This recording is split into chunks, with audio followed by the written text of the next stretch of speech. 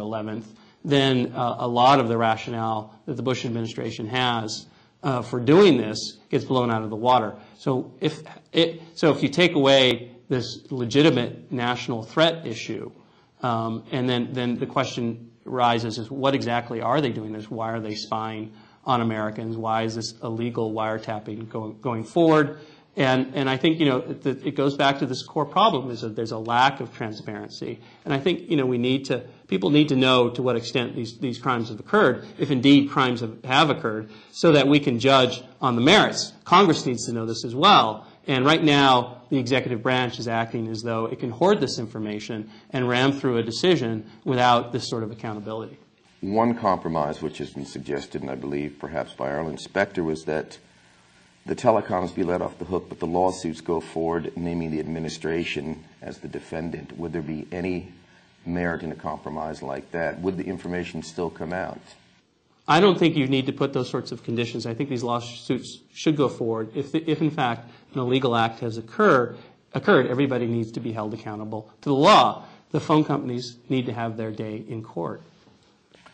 Now, another thing that's come up is that there will be a new standard of if lawsuits can go forward in the future against certain actions, and that would fall down in the Attorney General's office, and that's been considered a low standard of accountability. Has anyone looked at that as even a possibility, or is that also fully rejected? I mean, there's language in the legislation that gives the Attorney General some authority to enable phone companies to do this sort of wiretapping. And I think that the intention of the original FISA legislation was to bring in the courts so that there is the sort of checks and balance that needs to be in place. At the Attorney General's office, the Attorney General is an appointee of the White House as part of the executive branch. And again, if we get back to this original notion of checks and balances, we have to make sure that the judicial branch has a role in this, and that Congress, the legislative branch, has all the information in its hands to make a decision on the legislative structure that should govern this sort of wiretapping. I mean, it's not to say that wiretapping is something we can't do. Absolutely, there are good reasons for our security apparatus to monitor certain communications. It just has to be done in a more democratic and accountable fashion. And do you believe if this legislation does go through that does indeed gut the Fourth Amendment of the Constitution, and that perhaps the Constitution needs to be rewritten to allow for this kind of thing? There is no more Fourth Amendment of the Constitution with this legislation. It could stand to a judicial challenge that would go all the way to the Supreme Court, certainly. It raises a number of basic constitutional issues, and I wouldn't be surprised to see some of those raised at that level.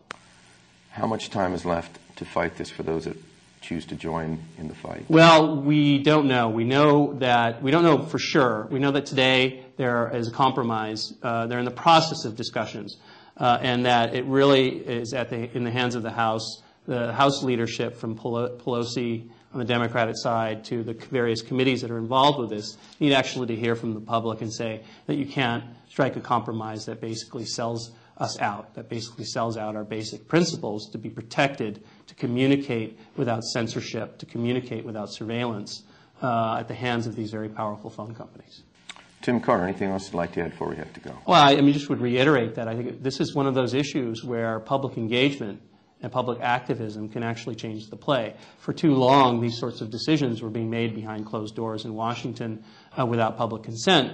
We now live in a time when people get involved via the Internet. They have access to new media. They can get informed on the issue. And there are a number of resources out there, including freepress.net, including the ACLU and EFF, where people can go to learn more about the issue and take action and hopefully change the play in Washington. Tim Carr, thank you for joining us in the INN studio. I'd like to also thank Barbara Curry for joining us. Thank you.